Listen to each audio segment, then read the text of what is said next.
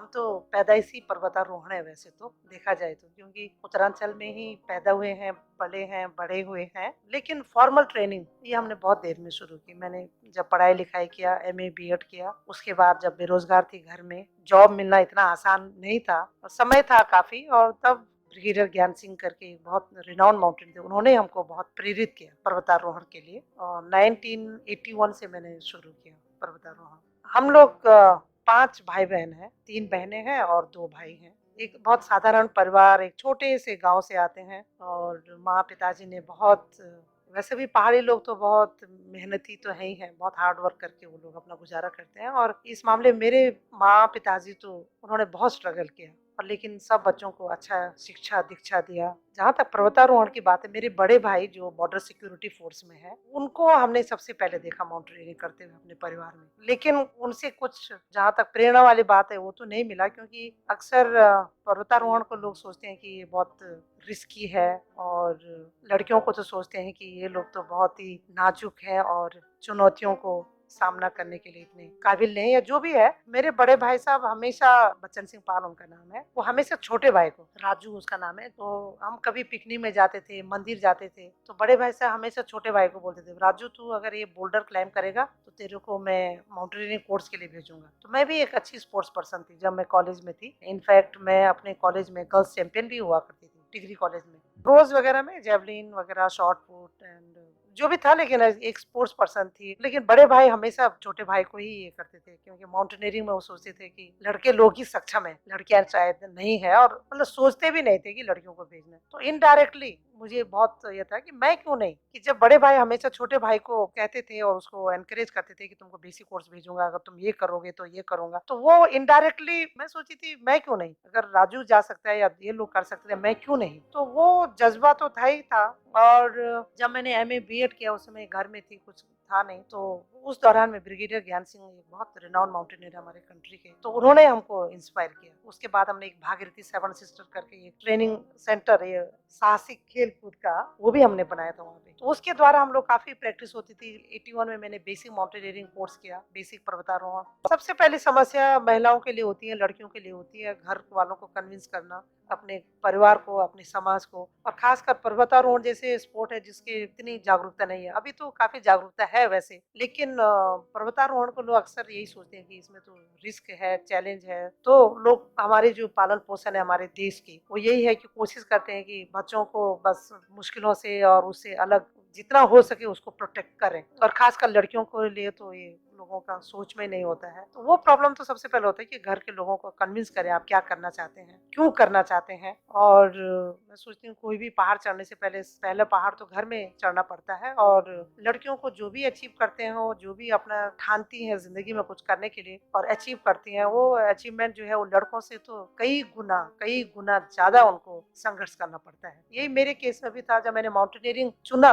तो बेरोजगार थी, कभी सोचा नहीं था कि मैं माउंटेनियरिंग करूंगी, लेकिन बेरोजगार थी तो मैं घर में ऐसे ही बैठे रहना भी मुझे कभी पसंद नहीं था। कुछ ना कुछ पिकनिक में जाती थी, कुछ ना कुछ घर में, कभी कुछ ड्रामा करती थी, कभी कुछ करती थी। वो बहुत क्रिएटिविटी बहुत थी, चुपचाप बैठे रहना पसंद नहीं था, कुछ ना कुछ करना चाहती थी, जिंदगी में कुछ बनना चाहती थी, ड्रीम देखती थी, सपने देखती थी, कुछ अपने पैर में खड़े होने की। सबसे पहली बात मैं ये चाहती थी कि मैं पढ़ लिख करके कहीं पर जॉब करूं, मैं अपने पैसे कमाऊं, अपने पैर पर खड़ी रहूं, ये मेरा बहुत था। इसलिए हायर एजुकेशन मेरा पहला एम था। वही मैं बताया कि हायर एजुकेशन मैंने लिया, लेकिन उसके बाद जॉब मिलना तो इतना आसान नहीं था, और उसी दौरान मैंने ये माउंटेनियरिंग का ये किया। इंदिरा जी से मैं बहुत प्रेरित होती थी, क्योंकि जब मैं 8th 9th क्लास में थी तब इंदिरा जी का विषय में, वो प्राइम मिनिस्टर थी या कुछ इलेक्शन चुनाव में ये होता था, तो मैं बहुत उनसे इंस्पिरेशन होता था कि महिला होकर के देश को लीड कर रही हैं, भले ही देश के एक छोटे से कोने में क्यों न हो, लेकिन ये भावनाएं मेरी बहुत ऊंची थी। और कभी पेपर में इंदिरा जी का दिखती थी फोटो किसी स्पोर्ट्स पर्सन के साथ, तो मैं सोचती थी कि देखो ये लोग कैसे इंसान है, जो कौन है ये जो जिनको लोग घर घर में पढ़ रहे हैं जिनके विषय में, और इंदिरा जी के साथ में फ्रंट पेज में फोटो। और एक दिन मेरा भी हुआ, अगर ड्रीम देखो, मेहनत करो, हौसला बुलंद रखो, वो जज्बा हो कुछ अचीव करने का, तो मैं सोचती हूँ सबका सपना जरूर साकार होता है। और मेरा तो हुआ, जितना मैंने सोचा था उससे 10 गुना ज्यादा हुआ। मैं अपने पैर पर खड़ी हुई और इतनी शान से टाटा स्टील जैसे कंपनी में एक सीनियर एग्जीक्यूटिव हूँ, फुल्ली एम्पावर्ड हूँ, एक पूरा फुल फ्लेजेड डिपार्टमेंट चला रही हूँ, सिर्फ अपने कंपनी के लिए नहीं पूरे देश के लिए भी प्रोग्राम करती हूँ। और दूसरी बात की इंदिरा जी से मिलने का था, वो मिली मैं 1984 में। और जब मैं मिली उनसे तो उन्होंने कहा, बछेंद्री अब तुम क्या करोगी एवरेस्ट चढ़ने के बाद? और मैंने कहा था कि मैं यूथ में, युवा वर्ग में एडवेंचर मतलब साहसिक खेलकूद में प्रमोट करूंगी। तो उन्होंने कहा विमेन में क्यों नहीं, रूरल विमेन में जरूर, ग्रामीण महिलाओं के लिए। और उनका कहना था कि क्योंकि ग्रामीण महिलाएं बहुत मेहनत करती हैं, लेकिन वो मेहनत करती हैं मजबूरी समझ के कि करना ही है, लेकिन स्पोर्टिंग वे में खेल कूद की भावना से अगर जो मेहनत करेंगे, जैसे हम पहाड़ चढ़ते हैं, हमारे कोई कंपल्सन नहीं है पहाड़ चढ़ना, और कितना मुश्किल है पहाड़ चढ़ना, लेकिन हमारे ऊपर कोई मजबूरी नहीं है, हम खुशी खुशी से चढ़ते हैं। और वो स्पिरिट रिफ्लेक्ट होती है मेरे घर में भी, ऑफिस में भी, क्योंकि वो स्पिरिट है। मेहनत करना मैं स्पोर्टिंग वे में करती हूँ, शायद दूसरे लोग मेहनत करेंगे, रो रो के करेंगे, क्या करें, रोटी रोजी का सवाल है, करेंगे। ये डिफरेंस होता है, एक जिंदा दिली आ जाती है लोगों में। इंदिरा जी का भी यही भाव था उसके पीछे की ग्रामीण महिलाओं को भी ये एडवेंचर में शामिल करो, ताकि लोग मेहनत करेंगे, खुशी खुशी मेहनत करेंगे। और इन महान लोगों से जो भी मैं मिली, जेआरडी टाटा जी से मिली थी मैं बॉम्बे हाउस में, तब भी उन्होंने भी यही कहा था, भी तुम क्या करोगे? मैंने कहा ये सब मैं प्रमोट करूंगी, ये करूंगी, एडवेंचर स्पोर्ट वगैरह। तो ये महान लोगों से जब जब मिली हूँ, उनका चंद क्षण जो उनके साथ गुजारे हैं, बहुत इंस्पिरेशन, बहुत प्रेरणा, और जीवन में जैसे एक गाइडलाइन की तरह मिलता है कि हाँ, उन लोगों से मिलना ही एक जिंदगी को बहुत एक डायरेक्शन देती है, एक दिशा देती है। वही मैं कर रही हूँ यहाँ पे। पहला महिला बनना, पहला भारतीय महिला बनना, पता नहीं इसने इसका बन के क्या लगने वाली बात, ऐसा तो नहीं है, क्योंकि एक जिंदगी और मौत का संघर्ष करके मैं चोटी में पहुंची थी। वो अचीवमेंट बहुत बड़ी थी मेरे लिए। ये पहली भारतीय महिला होने का तो बाद में है, वो मीडिया के लिए है, लोगों के लिए है, लेकिन मेरे को एक पहली बार इंडियन महिला ट्राई कर रही थी। बहुत मेंटल ब्लॉक था, कई बातें होती, कोई पहले जा चुके हैं तो उससे साइकोलॉजी हमारे अलग तरह की होती है। हम पहली बार ट्राई कर रहे हैं, और वो भी जीवन और मौत के बाद में आप अपना उपलब्धि अगर करते हैं, टॉप में पहुंचते हैं, तो वो आपके पूरा फिलोसफी, आपका जिंदगी को देखने का अंदाज ही बदल देते हैं, पूरा नजरिया बदल देते हैं, पूरा दृष्टिकोण बदल देते हैं, पूरी फिलोसफी जिंदगी की बदल जाती है। क्योंकि एक एक इंच नाप के हम वहाँ पे पहुंचे हैं, कहाँ पर सोए, क्या खाया, कैसे सरवाइव किया, एक एक दिन, एक एक क्षण करके जिए, और वो भी अनिश्चितता के माहौल में। दूसरे ही पल क्या हो जाता है पहाड़ में, संसार की सबसे ऊंची चोटी में, कुछ पता नहीं चलता है कि नेक्स्ट पल में हम जिएंगे या नहीं जिएंगे। कहीं बर्फ के तूफान के साथ डेड बॉडीज दिखते हैं जब रास्ते में, तो आप सोचिए कुछ लोग एक एक दिन करके जीते हैं वहाँ पे। और ऐसे करने के बाद जब आप टॉप में पहुंचते हैं, उसके बाद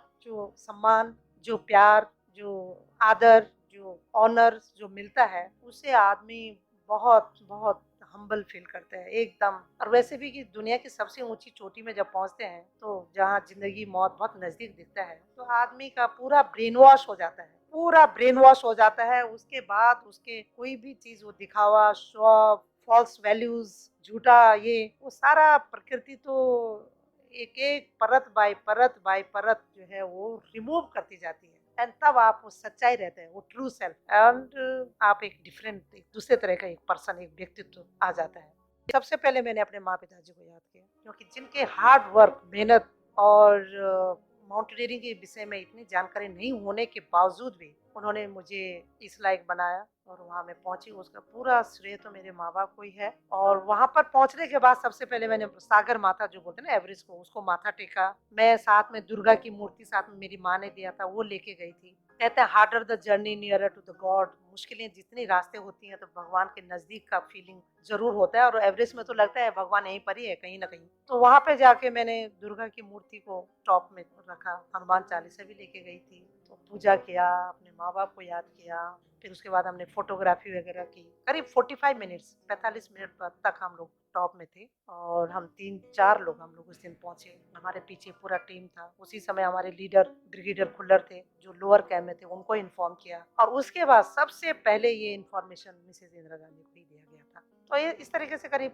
45 मिनट वहां पर हम लोग थे। सोच रही थी तो सिर्फ ये बात सोच रही थी कि मैं सही सलामत वापस जाऊंगी, क्योंकि अक्सर सुनती थी कि रास्ते में ही जो नीचे उतरते समय ही एक्सीडेंट्स, दुर्घटनाएं होती हैं। तो मेरा पूरा कंसर्न था कि मैं सही सलामत वापस जाऊं। जरूर एक जिम्मेदारी के साथ जा रही थी, सपना यही था कि दोबारा कभी वापस आऊं, और एक पूरी महिलाओं की टीम को लेकर के। तो ये सोच के साथ हम वापस आए, और फिर 1993 में गई वापस, एज ए लीडर गई, एक इंडो नेपलिस विमेन्स टीम लेके गई। और जिस जगह में एक दिन मैं खड़ी थी 23 मई को, तो उसी जगह में मैंने दूसरी लड़कियों को भी खड़े होने का भी एक बहुत बढ़िया नेतृत्व दिया। और वो उपलब्धि मेरे लिए खुद क्लाइंब करने से बड़ी उपलब्धि है कि आप दूसरों को भी अचीवर बनाते हैं और नेतृत्व देते हैं दूसरों को भी उठाने का और दूसरों को भी अचीव करने का। वो बहुत इंपॉर्टेंट है हर फील्ड में, चाहे वो माउंटेनियरिंग है, चाहे स्पोर्ट्स है, चाहे कोई सिर्फ अपने को ग्लोरीफाई करते रहना, अपने ही अचीवमेंट को ये करते रहना, बल्कि आप आपका जो एक्सपीरियंस है, आपका जो अनुभव हुआ है, उससे आपको नेतृत्व देना चाहिए दूसरों को भी उस ऊंचाई तक पहुंचाने का।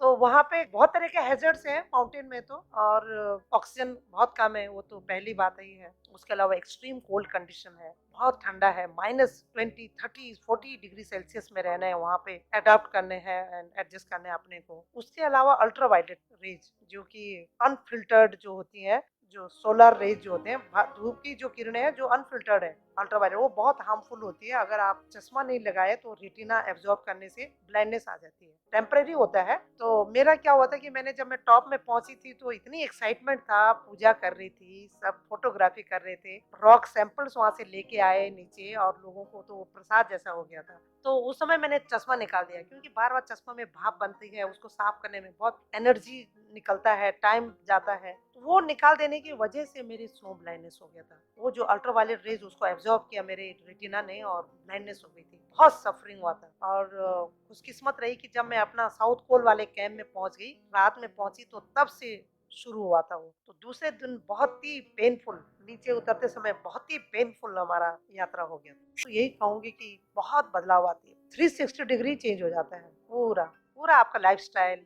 ट्रिमेंडस बिलीव इन योरसेल्फ, आप अपने पर इतने भरोसा करते हैं, क्योंकि आप जब एवरेस्ट चढ़ लिए हैं एक एक दिन करके, एक एक क्षण करके, तो वो जिंदगी का सोच ही बदल देता है। और सबसे पहले कोई भी चीज बदलने के लिए सबसे पहले हमारी सोच बदलना बहुत जरूरी है। पूरा लाइफस्टाइल में, आपके रहन सहन में, आपके खान पान में, आपके काम करने के अंदाज में, हर चीज में बहुत बदलाव, आपका नजरिया टोटली चेंज हो जाता है और आपका सेल्फ रिस्पेक्ट, आत्मसम्मान बहुत बड़ा होता है, बहुत ज्यादा, एवरेज से भी ऊंचा होता है। बहुत सम्मान दिया देश ने उस टाइम, तो पूरा देश ने इसको सेलिब्रेट किया था। कैपिटल में हम एक हफ्ते रहे थे, प्रधानमंत्री से लेकर के, और क्या बताएं, हर जगह रिसेप्शन हुए थे, लोग बैंड बाजे के साथ में वेलकम करना, इतना ज्यादा हुआ कि उसको तो मैं पता नहीं कितने जन्म में भी वापस नहीं लौट पाऊंगी देश को। लेकिन जहाँ भी हूँ जरूर करती हूँ, तन मन और धन से देश के लिए जो सही है वो बोलती हूँ, वो करती हूँ और वो करवाती हूँ, ताकि मैं जस्टिफाई करूँ हाइट के, दुनिया की सबसे ऊंची चोटी में पहुंची हूँ,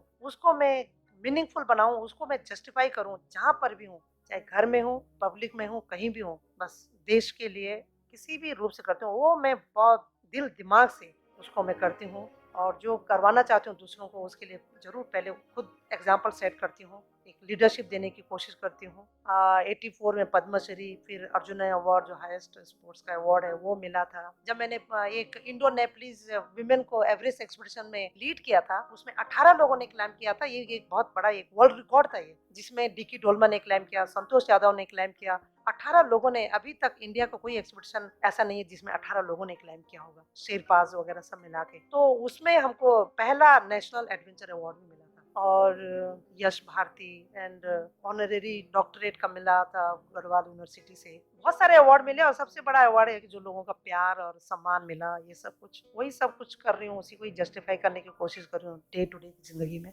बेरोजगार होना ही एक टर्निंग पॉइंट था मेरे लिए क्योंकि बेरोजगार थी, इसीलिए मैंने इतना ब्रेन स्टॉर्मिंग हुआ मुझे क्या करना चाहिए, और मैंने माउंटेनियरिंग की तरफ गई। और माउंटेनियरिंग में एक टर्निंग पॉइंट था मेरा, जब मैं एक बार एवलांच के नीचे दब गई थी। करीब 24,000 फीट की ऊंचाई थी, हमने वहाँ पे कैंप लगाए थे, और वो जगह था, रिस्की था, वो सबको लगता था कि कहीं एवलांच ना आए, ऊपर से पूरा हिमस्खलन जिसको बोलते हैं ना। वो 15 मई की बात है, हमारा कैंप था वहाँ पे, दूसरे दिन उनको हायर कैंप में जाना था। अचानक रात में हम लोग सोए हुए थे, करीब 12:30 बजे के टाइम पर बहुत बड़ी जोर की आवाज आई, बम ब्लास्ट होने की, जैसे कोई फट गया है सिलेंडर, उस तरह की आवाज आई। हम तो सोए हुए थे,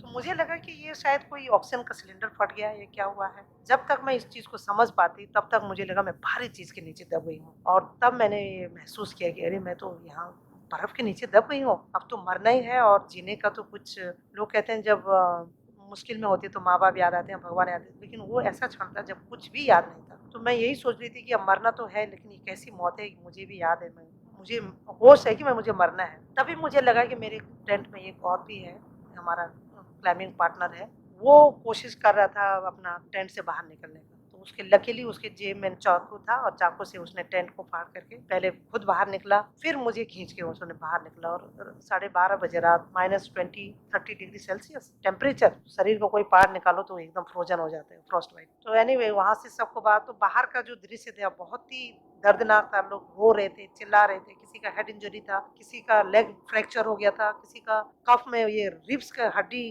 भी टूट गई थी। तो ये बहुत बुरा हाल था, लोग रो रहे थे, कर रहे थे। खैर बाहर निकल के हमको एक सेफ टेंट में रखा हम लोगों को और इनफैक्ट मुझे याद है मेरे पास पेन किलर था, मैंने सब लोगों को बाँटा। सबकी तकलीफ़ों को देख के मैं अपना तकलीफ़ ही भूल गई थी। उसके बाद वॉकी-टॉकी सेट से हमने अपने लीडर और दूसरे लोगों को इन्फॉर्म किया ऐसा-ऐसा हादसा हो गया है यहाँ पे। तो वो लोग रेस्क्यू के लिए आए। वो लोग रेस्क्यू के लिए रात को 1 बजे रात को आए। ये सब क्योंकि ये पूरा टीम स्पोर्ट है ये माउंटेनियरिंग तो। और वो रात को ऊपर आए और सवेरे 5 बजे वहाँ पहुँचे, तो सब लोग नीचे चले गए। ऊपर जाने के बजाय हमको नीचे चले गए और लीडर ने कई लोग थे जिनको चोट लगी थी, कुछ लोग थे जिनको चोट नहीं लगी थी। एक सदमा लगा था कि इतने भयंकर उससे हम बच गए हैं, तो अब तो बस ज़िंदगी बच गई, चलो एवरेस्ट फिर कभी। हाँ, वो टर्निंग पॉइंट इसलिए था कि जब सब लोग वापस आ गए, सारे मेल मेंबर्स उसमें थे, अब अकेली मैं एक महिला थी उस टीम में। बावजूद उसके भी जब मुझे पूछा गया, लीडर ने हमें पूछा कि आप अभी क्या डिसीजन है तुम्हारा, वापस जाना चाहती हो बेस कैंप या आगे जाना है? तो मैंने कहा मुझे आगे जाना है।